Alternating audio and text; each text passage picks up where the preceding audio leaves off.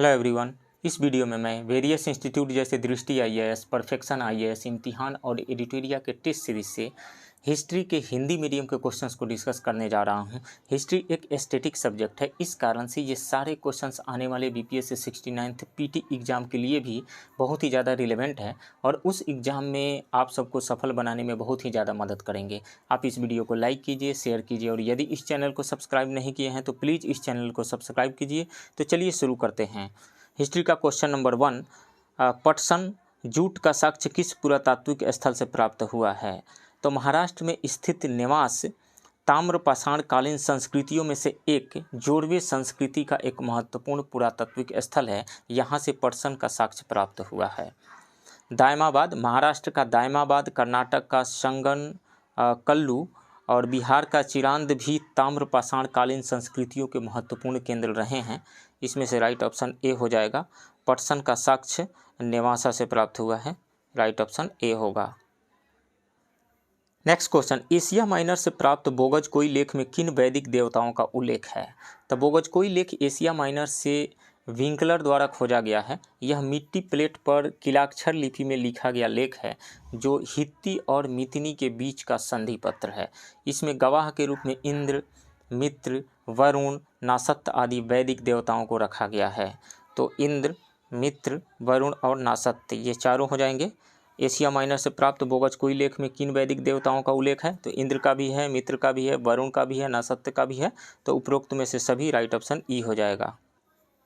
Next question, निम्नलिखित में से कौन सा या कौन सा स्थान मगध साम्राज्य की राजधानी कभी नहीं रहा?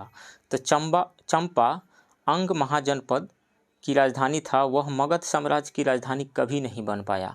जबकि गिरिव्रज अर्थात राजगीर मगध साम्राज्य की प्रारंभिक राजधानी थी। उसके बाद पाटलिपुत्र लंबे समय तक मगध साम्राज्य की राजधानी रहा। जबकि शिशुनाग वंशीय शासक कालाशोक के काल में थोड़े समय के लिए मगध की राजधानी वैशाली भी स्थानांतरित की गई थी। तो चंपा कभी भी मगध साम्राज्य की राजधानी नहीं रहा, राइट ऑप्शन बी होगा। गिरिव्रज रहा, पाटलिपुत्र भी रहा और वैशाली भी रहा। नेक्स्ट क्वेश्चन, भारतीय दर्शन में किसे जड़वादी या भौतिकवादी विचारधारा का पोषक माना जाता है? तो वह है चार्वाक दर्शन। भारतीय षट दर्शनों में चार्वाक दर्शन का एक प्रमुख स्थान है। इस दर्शन ने पारंपरिक दर्शन प्रणालियों एवं मोक्ष की अवधारणा को गहरी चुनौती दी थी। इस दर्शन को जड़वादी या भौतिकवादी दर्शन का पोषक माना जाता है। इस दर्शन का आदर्श है, जब तक जीवित रहें सुख से रहें, उधार लेकर घी पिए, क्योंकि देह के भस्म हो जाने के बाद पुनर्जन्म नहीं होता है। राइट ऑप्शन डी हो जाएगा, चार्वाक दर्शन। नेक्स्ट क्वेश्चन, उड़ीसा में भुवनेश्वर स्थित लिंगराज मंदिर किस शैली में निर्मित किया गया है? नागर शैली में निर्मित किया गया है।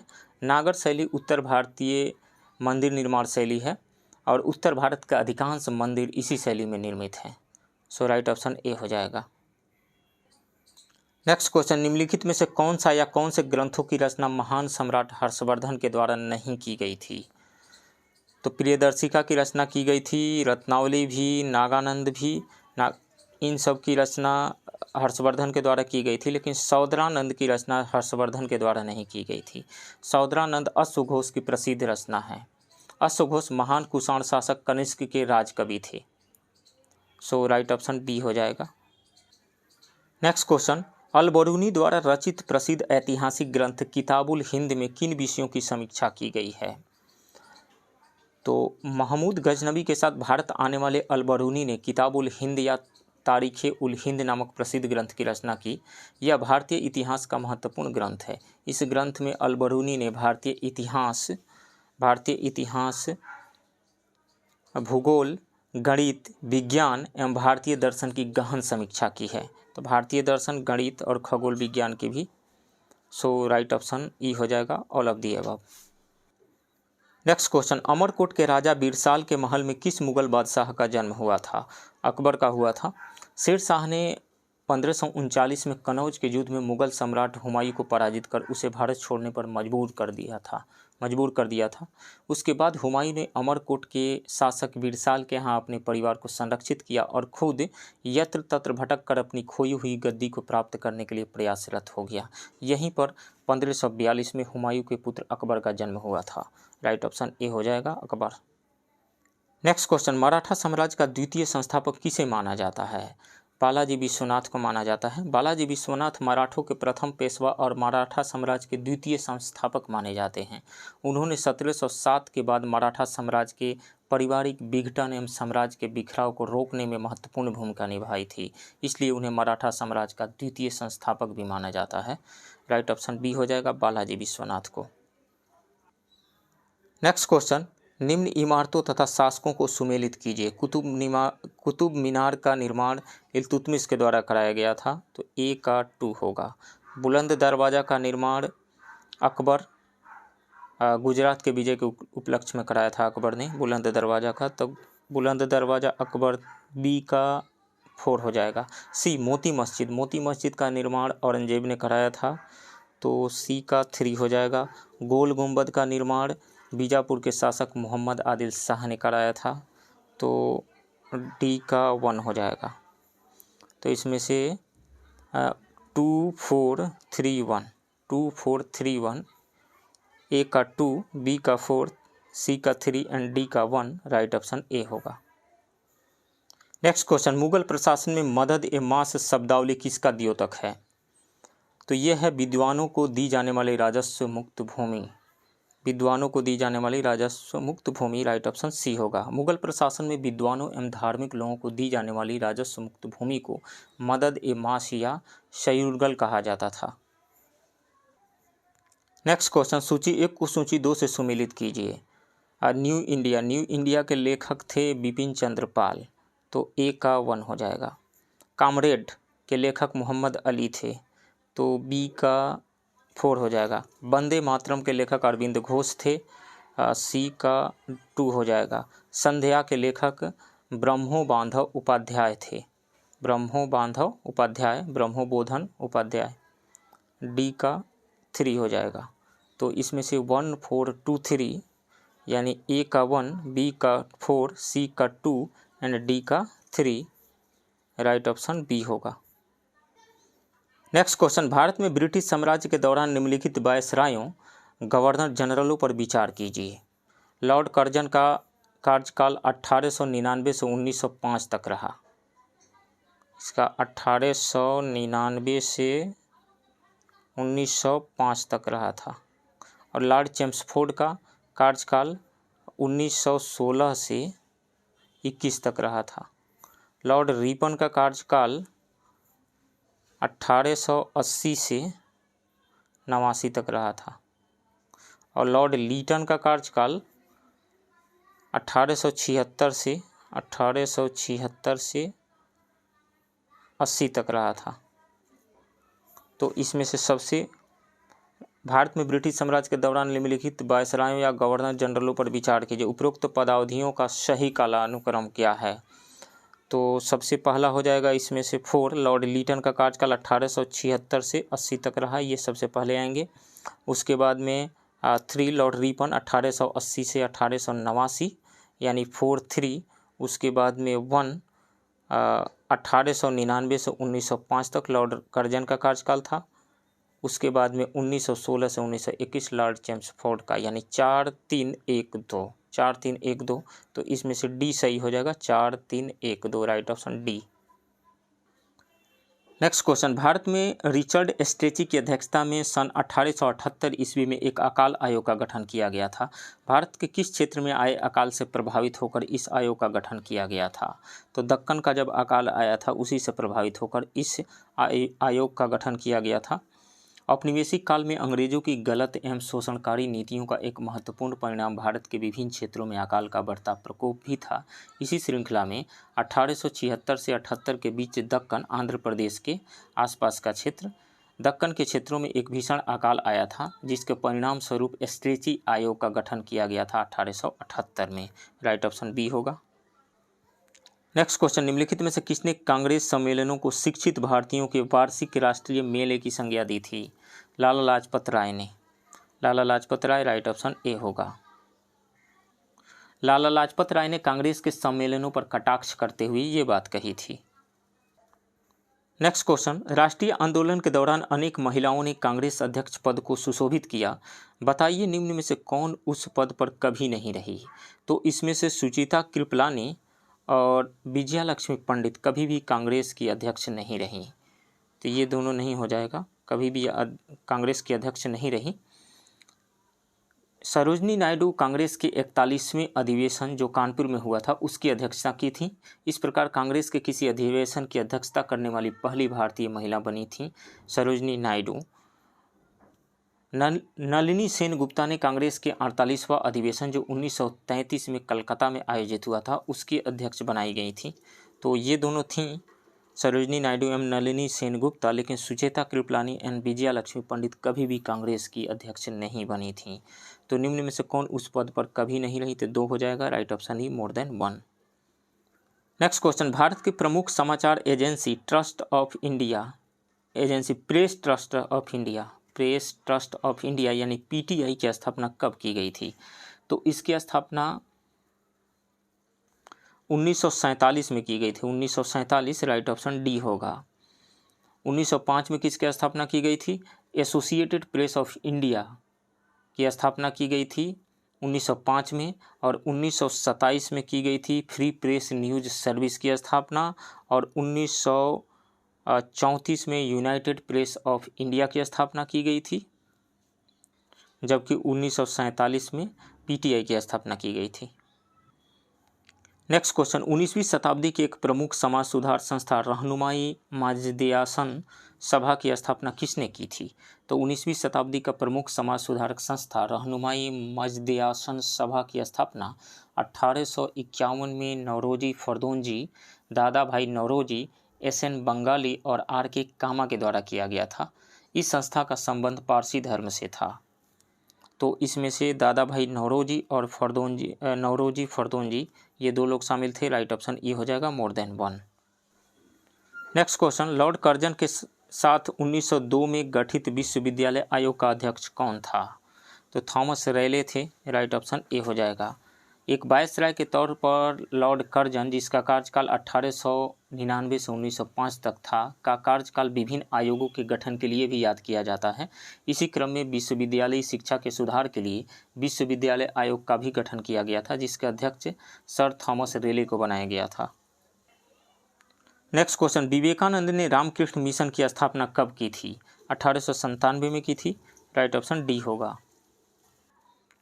नेक्स्ट क्वेश्चन, सन 1764 ईस्वी के प्रसिद्ध बक्सर की लड़ाई में अंग्रेजी सेना का नेतृत्व किसने किया था? हेक्टर मुनरो ने किया था। 1764 का बक्सर की लड़ाई भारतीय इतिहास के सर्वाधिक निर्णायक लड़ाइयों में से एक थी। इस लड़ाई में अंग्रेजों ने एक साथ 3 महत्वपूर्ण भारतीय शक्तियों बंगाल के नवाब, अवध के नवाब तथा मुगल सम्राट को पराजित कर बंगाल और आगे चलकर भारत को अपनी अधीनता के अंतर्गत आने को विवश कर दिया था। इस लड़ाई में अंग्रेजी सेना का नेतृत्व मेजर हेक्टर मुनरो नामक सेना अधिकारी के द्वारा किया गया था। राइट ऑप्शन बी हो जाएगा। नेक्स्ट क्वेश्चन, निम्न में से कौन सा या कौन से भारतीय रियासत ने सर्वप्रथम सहायक संधि को स्वीकार किया था? तो हैदराबाद ने स्वीकार किया था। राइट ऑप्शन सी होगा। नेक्स्ट क्वेश्चन, भारतीय राष्ट्रीय कांग्रेस ने सन 1921 में कब सत्याग्रह सप्ताह के रूप में घोषित किया था? तो भारतीय राष्ट्रीय कांग्रेस ने गांधीवाद आंदोलन के प्रथम चरण में इस बात पर बल दिया कि महिलाओं की भागीदारी के बगैर राष्ट्रीय आंदोलन अपनी पूर्णता को प्राप्त नहीं कर सकेगा। अतः 1921 में 6 से 13 अप्रैल वाले सप्ताह को कांग्रेस द्वारा सत्याग्रह सप्ताह घोषित करते हुए यह अपील की गई कि राजनीति में रुचि रखने वाली महिलाएं सभा को आयोजित कर कांग्रेस के प्रति अपने समर्थन का इजहार करें। तो कब आयोजित किया गया था? 6 से 13 अप्रैल 1921 में। राइट ऑप्शन सी होगा। नेक्स्ट क्वेश्चन, 1942 के भारत छोड़ो आंदोलन के दौरान महाराष्ट्र के सतारा क्षेत्र में किसके नेतृत्व में समानांतर सरकार की स्थापना की गई थी? तो नाना पाटिल के नेतृत्व में। राइट ऑप्शन ए होगा। उत्तर प्रदेश के बलिया में चीतू पांडे के नेतृत्व में समानांतर सरकार का गठन किया गया था, सतारा में नाना पाटिल के नेतृत्व में। नेक्स्ट क्वेश्चन, भारत एवं विश्व की समस्याओं को दूर करने का एकमात्र कुंजी समाजवाद है, यह कथन किसका है? जवाहरलाल नेहरू एक प्रखर समाजवादी थे। समाजवाद में उनकी गहरी आस्था थी एवं राष्ट्रीय एवं अंतर्राष्ट्रीय समस्याओं को दूर करने का एकमात्र रास्ता उन्हें समाजवाद में दिखता था। ये जो कथन है उन्होंने वर्ष 1936 के लखनऊ कांग्रेस अधिवेशन की अध्यक्षता करने के दौरान कही थी कि भारत एवं विश्व की समस्याओं को दूर करने का एकमात्र कुंजी समाजवाद ही है। राइट ऑप्शन सी हो जाएगा, जवाहरलाल नेहरू। नेक्स्ट क्वेश्चन, भारतीयों को संविधान बनाने की चुनौती किनके द्वारा दी गई थी? तो साइमन कमीशन का भारत में व्यापक विरोध को देखते हुए तत्कालीन भारत सचिव लॉर्ड बर्किनहेड ने भारतीयों को संविधान बनाने की चुनौती दी थी। उस चुनौती को भारतीय राष्ट्रीय कांग्रेस ने स्वीकार किया और मोतीलाल नेहरू की अध्यक्षता में एक समिति का गठन करके संविधान का निर्माण कार्य प्रारंभ किया गया।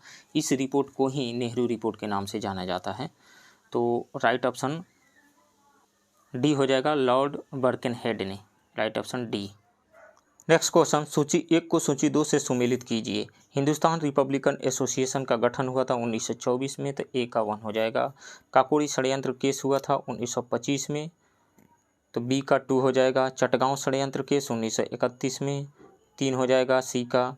मेरठ षड्यंत्र केस 1933 में, तो डी का 4 हो जाएगा।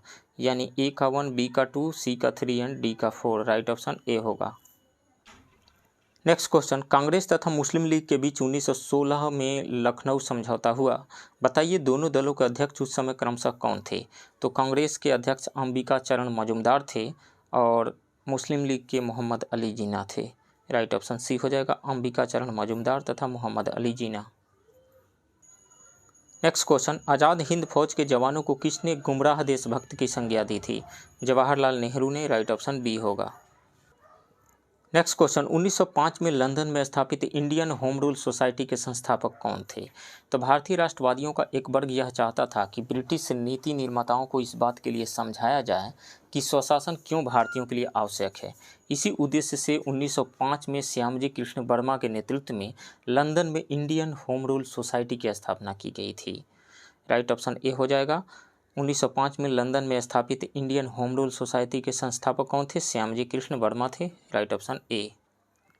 नेक्स्ट क्वेश्चन, 14वीं शताब्दी में बिहार के तिरहुत क्षेत्र में बैनवार वंश का शासन स्थापित हुआ। इसके संस्थापक कौन थे? इसके संस्थापक थे कामेश्वर ठाकुर। 14वीं सदी में बिहार के नेतृत्व में कर्नाट वंश के बाद बैनवार या ओइनवार वंश का शासन स्थापित हुआ। इसके प्रथम शासक कामेश्वर ठाकुर थे। इसी वंश के शिव सिंह के दरबार में कवि विद्यापति निवास करते थे। राइट ऑप्शन बी होगा, कामेश्वर ठाकुर। नेक्स्ट क्वेश्चन, अंग महाजनपद की राजधानी कहाँ थी? चंपा थी, राइट ऑप्शन डी होगा। नेक्स्ट क्वेश्चन, बिहार की महान क्रांतिकारी रामस्वरूप देवी, जिन्हें बिहार की लक्ष्मीबाई भी कहा जाता है, का जन्म कहाँ हुआ था? तो रामस्वरूप देवी का जन्म भागलपुर के कहलगांव में हुआ था। उन्होंने 1932 में गया में अखिल भारतीय नारी कांग्रेस अधिवेशन का सफल संचालन किया था। राइट ऑप्शन ए हो जाएगा, भागलपुर के कहलगांव में। नेक्स्ट क्वेश्चन, साइमन कमीशन का पटना आगमन कब हुआ था? तो साइमन कमीशन का पटना आगमन 12 दिसंबर 1928 को हुआ था। 12 दिसंबर 1928, राइट ऑप्शन डी होगा। नेक्स्ट क्वेश्चन, बिहार में गौ हत्या रोकने के लिए गोरक्षणी सभाओं की स्थापना किस वर्ष की गई थी? तो 1893 में की गई थी। राइट ऑप्शन सी होगा। नेक्स्ट क्वेश्चन, कौन सी घटना सबसे पहले हुई थी? तो इसमें से क्रिप्स मिशन का आगमन। सुदूर पूर्व में जापान की सफलताओं से घबराकर ब्रिटिश सरकार ने मार्च 1942 में अपने मंत्रिमंडल के एक सदस्य स्टेफर्ड क्रिप्स को नए संवैधानिक प्रस्ताव देकर भारत भेजा। क्रिप्स का कांग्रेस नेताओं के साथ पहली बैठक 29 मार्च को हुई थी। तो क्रिप्स मिशन मार्च 1942। क्रिप्स मिशन की असफलताओं ने भारत छोड़ो आंदोलन की पृष्ठभूमि तैयार की। बम्बई में 8 अगस्त 1942 को कांग्रेस द्वारा भारत छोड़ो आंदोलन का प्रस्ताव पारित किया गया था। तो भारत छोड़ो आंदोलन का प्रस्ताव पारित किया गया था 8 अगस्त 1942 को। लॉर्ड बेवेल का कार्यकाल 1 अक्टूबर 1943 से 21 फरवरी 1947 तक रहा। तो 1943 से 21/2/47 तक रहा कार्यकाल लॉर्ड बेवेल का। कैबिनेट मिशन का आगमन। फरवरी 1946 में ब्रिटिश प्रधानमंत्री क्लीमेंट एटली ने भारत में एक 3 सदस्यीय उच्च शिष्टमंडल यानी कैबिनेट मिशन भेजने की घोषणा की। इसका आगमन 25 मार्च 1946 को नई दिल्ली में हुआ था। तो ये हो जाएगा कैबिनेट मिशन का आगमन 25 मार्च 25/3 1946 को हुआ था, 1946। तो इसमें से सबसे पहले कौन सी घटना घटी थी? तो क्रिप्स मिशन का आगमन सबसे पहले हुआ था मार्च 1942 में। राइट ऑप्शन बी होगा। नेक्स्ट क्वेश्चन, 1929 में लाहौर में आयोजित भारतीय राष्ट्रीय कांग्रेस के अधिवेशन का अध्यक्ष कौन था? जवाहरलाल नेहरू थे। राइट ऑप्शन सी होगा। नेक्स्ट क्वेश्चन, 1917 के चंपारण सत्याग्रह से कौन संबंधित नहीं है? तो जे बी कृपलानी हैं, राजकुमार शुक्ल भी हैं, राजेंद्र प्रसाद भी हैं, लेकिन राम मनोहर लोहिया का चंपारण सत्याग्रह से कोई संबंध नहीं है। राइट ऑप्शन कौन संबंधित नहीं है? तो डी हो जाएगा। नेक्स्ट क्वेश्चन, भारत छोड़ो आंदोलन के दौरान इनमें से कौन हजारीबाग जेल से फरार हुए? तो 9 नवंबर 1942 को जयप्रकाश नारायण अपने 5 सहयोगियों के साथ हजारीबाग सेंट्रल जेल से फरार हो गए थे। सहयोगियों में रामानंद मिश्र, सूरज नारायण सिंह, योगेंद्र शुक्ल, गुलाबी सोनार और शालिग्राम सिंह थे। तो इसमें से Jayaprakash Narayan right option B होगा। नेक्स्ट क्वेश्चन, भारतीय राष्ट्रीय कांग्रेस के 1922 में आयोजित गया अधिवेशन के अध्यक्ष कौन थे? चितरंजन दास थे। राइट ऑप्शन ए होगा। नेक्स्ट क्वेश्चन, 1946 में बनी अंतरिम सरकार में राजेंद्र प्रसाद के पास कौन सा विभाग था? खाद्य एवं कृषि विभाग था। राइट ऑप्शन डी होगा। नेक्स्ट क्वेश्चन, गदर पार्टी की स्थापना कहाँ पर हुई थी? तो गदर आंदोलन की शुरुआत 1 नवंबर 1913 से माना जाता है, जब गदर नामक साप्ताहिक पत्रिका का पहला अंक उर्दू में प्रकाशित हुआ था। इस आंदोलन की गतिविधियों का मुख्य केंद्र यूएसए के सैन फ्रांसिस्को में युगांतर आश्रम था तथा नेतृत्व लाला हरदयाल के हाथों में था। राइट ऑप्शन बी हो जाएगा, यूएसए संयुक्त राज्य अमेरिका में।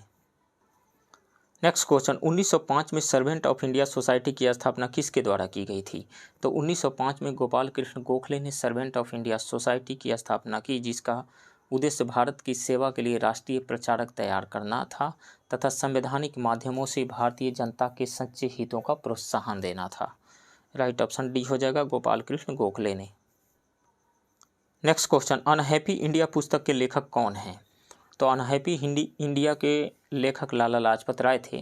प्रयाग के इंडियन प्रेस लिमिटेड द्वारा 1928 में प्रकाशित होने वाली यह पुस्तक मिस कैथरीन मेयो की मदर इंडिया का प्रतिवाद था, यानी विरोध था। राइट ऑप्शन सी हो जाएगा, लाला लाजपत राय। नेक्स्ट क्वेश्चन, तीनों गोलमेज सम्मेलनों में किसने भाग लिया था? तो डॉक्टर बी.आर. अम्बेडकर ने भाग लिया था। राइट ऑप्शन सी होगा। नेक्स्ट क्वेश्चन, 1876 में इंडियन एसोसिएशन की स्थापना किसने की थी? तो जुलाई 1876 में बंगाल के युवा राष्ट्रवादियों ने सुरेंद्रनाथ बनर्जी और आनंद मोहन बोस के नेतृत्व में इंडियन एसोसिएशन की स्थापना की। इसने प्रशासनिक सेवा और वर्नाकुलर प्रेस एक्ट के मुद्दे को लेकर 1877-78 में सर्वप्रथम अखिल भारतीय आंदोलन किया। राइट ऑप्शन ए हो जाएगा, सुरेंद्रनाथ बनर्जी। नेक्स्ट क्वेश्चन, सुभाष चंद्र बोस के नाम से पहले सम्मान सूचक नेताजी किस देश में जोड़ा गया था? तो सुभाष चंद्र बोस जनवरी 1941 में अपने घर में नज़रबंदी के बावजूद भाग निकले। पेशावर, काबुल, मॉस्को होते हुए 28 मार्च 1941 को जर्मनी पहुंचे। जर्मनी में सुभाष चंद्र बोस की उपस्थिति को गुप्त रखा गया। यहीं उनके नाम के आगे नेताजी शब्द जोड़ा गया। तो जर्मनी में जोड़ा गया था। राइट ऑप्शन सी होगा। नेक्स्ट क्वेश्चन, चटगांव शस्त्रागार धावे से कौन संबंधित है? तो चटगांव शस्त्रागार पर धावे की कार्रवाई 18 अप्रैल 1930 की रात को सूर्य सेन के नेतृत्व में की गई थी। राइट ऑप्शन डी होगा, सूर्य सेन। नेक्स्ट क्वेश्चन, बंकिम चंद्र चटर्जी के आनंद मठ में किस विद्रोह का उल्लेख है? तो कंपनी शासन द्वारा बेदखल किए गए किसान, राजाओं और नवाबों की विघटित फौजों के सिपाहियों ने सबसे पहले बंगाल में सत्ताच्युत जमींदारों और धार्मिक नेताओं के नेतृत्व में सन्यासी विद्रोह की बुनियाद डाली। यह विद्रोह 1763 से 1800 तक चला। बंकिम चंद्र चटर्जी के प्रसिद्ध उपन्यास का कथानक इसी विद्रोह पर आधारित है। राइट ऑप्शन ए हो जाएगा, सन्यासी। तो फ्रेंड्स, ये रहा वेरियस इंस्टीट्यूट के टेस्ट सीरीज से हिस्ट्री के हिंदी मीडियम के क्वेश्चन का डिस्कशन। आप बने रहिए इस चैनल के साथ। मिलते हैं किसी दूसरे वीडियो में, तब तक के लिए थैंक यू वेरी मच।